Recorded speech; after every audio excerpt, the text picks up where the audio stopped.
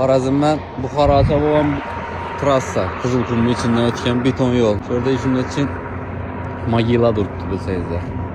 Bu yerdan chiqib voqea bo'lganini kimlardir eslaydi, kimlardir eslab bilmaydi. Biz kichkina boladik, maktabda o'qidik. Bu hakkında kino ham o'ynalgan. Shu trassada bo'lgan voqea hakkında. Şöyle shularni xotirasini eslab turish uchun shunday monument o'rnatilgan.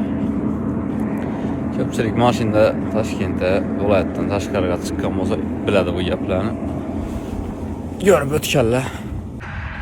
Xorazm chegarasiga girgan yerda bo'lgan bu voqea.